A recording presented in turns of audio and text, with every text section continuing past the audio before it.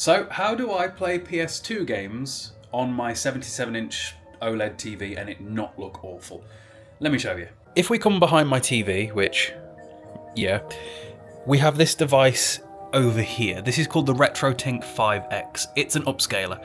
Basically, what it does is it takes the input of whatever console you plug into it and just makes it better.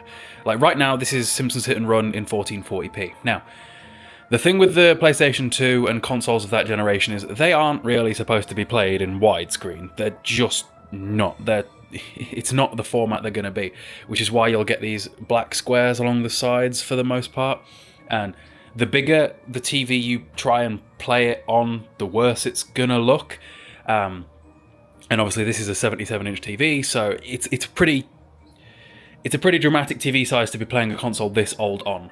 But if it wasn't for the upscaler, it would look awful. So, for example, if you have a TV with input on the side of it to accept components or composite so that you can just plug your PS2 or older console directly into the TV, it would look just awful. Just absolutely awful. So, for example, that TV over there, it does have component input, so I can just plug the cables directly into the TV with no upscaler required, and it's not good. It's really not good.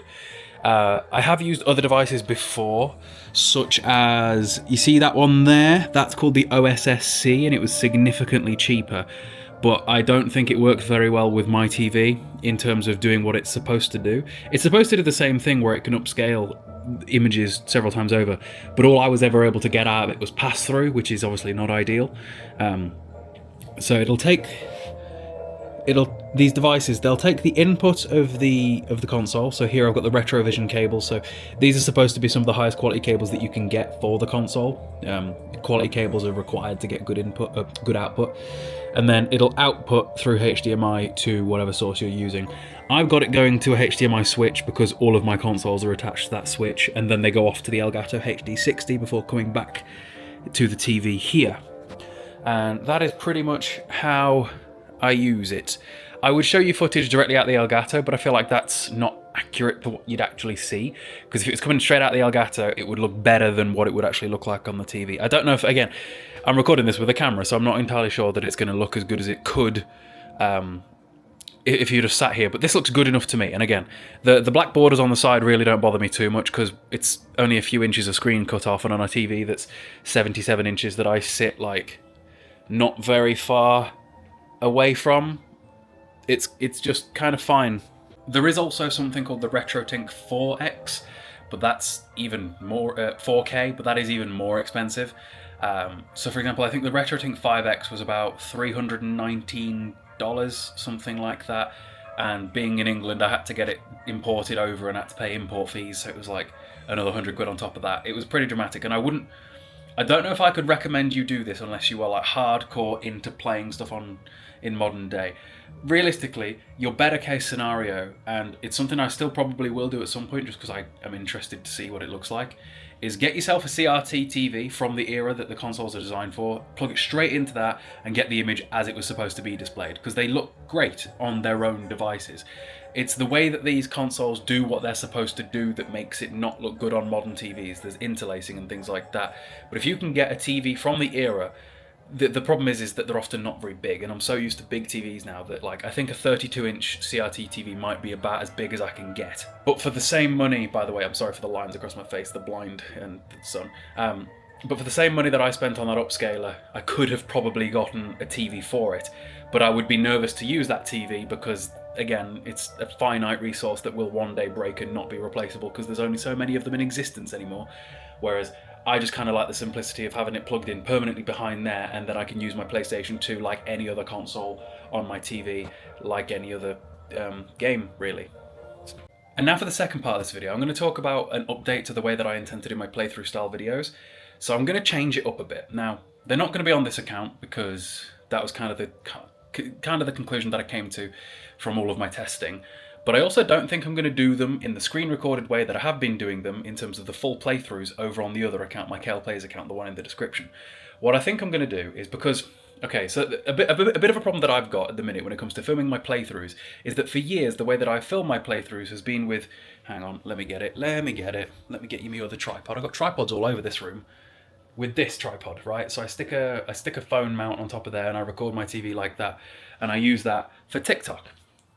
But the problem is that with me filming with the screen capture, with the Elgato and things like that, filming entire playthroughs, I've not been doing those TikToks because I can't really do both at the same time. It just doesn't work like that. And I think that is taking away, being real with it, it's taking away from my ability to earn. Because if I don't record my games for TikTok, I'm probably losing like £1,000 a month. Where in reality, I feel like I don't imagine that playthroughs on YouTube in that sort of way I'm ever going to get enough views to replace that income, especially not for the time elapsed to create that content. Because like think about Gun, for example, the playthrough of Gun I've done. There's like, I don't know, 4 hours worth of gameplay there, whereas that 4 hours worth of gameplay might have earned me about £3 on YouTube, something like that, because the views aren't there, and I don't think they're gonna be there just because the nature of Let's Plays don't do well on YouTube anymore unless you're already the established Let's Play guy, looking at like Hollow and the Rad Brad and all those guys. So what I'm thinking I'm gonna do is I'm gonna go back to recording playthroughs the way that I always have, recording my TV screen with my phone for the TikTok style format, because I don't want to just abandon a TikTok account that's got 250,000 followers. Again, none of this really affects this account where I'm talking to the camera about games all the time, because these videos weren't going on this account anyway. It's just an update on how I'm going to do them on the other account.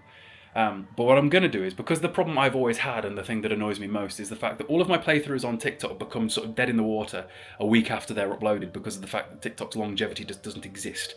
So what I'm going to do is I'm going to treat the Kale Plays account a bit like an archive, where I don't imagine the videos are going to do particularly well, but the good thing about recording them with my phone and uploading them to TikTok is there's a setting in TikTok where you can automatically download the videos that you post.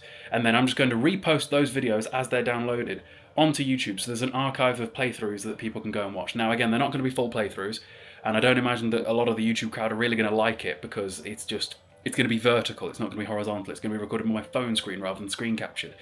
It's not YouTube friendly, granted, but it's no extra work on my part, and it means that I can keep up with what has been paying the bills over on TikTok. So I'm thinking I'm going to give that a trial run for a while, and again, this way I don't have the pressure on me that they're ever going to get a lot of views, because I don't think they will, because I just don't think we're in that time period of YouTube anymore. Again, the content on this account, my main account, isn't going to change at all, because this was never, this isn't for the playthroughs in the first place. If you guys want an example of what the content is going to look like, what I would recommend you do is scroll back down through my uploads and find Kale Plays Lies of People game. What I did in that video is I edited every single part of my TikTok playthrough together and uploaded that. And again, it's going to be vertical footage, but apparently a lot of you guys are watching on your phone anyway, so it wouldn't actually matter, because vertical footage is matched in a 1-to-1 ratio when watched on phones. And I looked at my analytics, and apparently like 40% of you guys are on your phone anyway. Comment down below what device are you watching this on. And a lot of you are on TV. A lot of you watch my videos on a TV, which I think is kind of interesting. Also, if you guys haven't already, do subscribe, because apparently about 50% of the people that watch these videos are not subscribed. That's a bit strange. But yeah, I'm going to trial that out for a few weeks, see what happens. And again, I don't imagine it's going to do particularly well on YouTube, but it's TikTok where it does well, and that does make enough money that I need to not be unconcerned about it.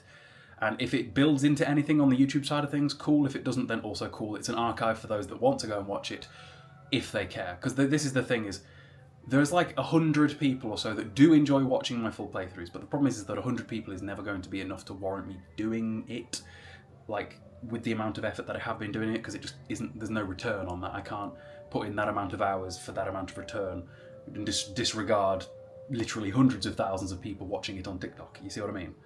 So the 100 or so people that really do enjoy the playthroughs, you can still watch the vertical stuff over on the other account and watch the, if you care to. But again, nothing's going to change on this account, so don't worry. This is just a bit of an update of me rambling and waffling on. So yeah, that's how I play PS2 games, Wii games, and when I get one, GameCube games. I think I'm going to get a GameCube, and maybe a PS1. I kind of want a PS1 just because I think it'd be cool to have.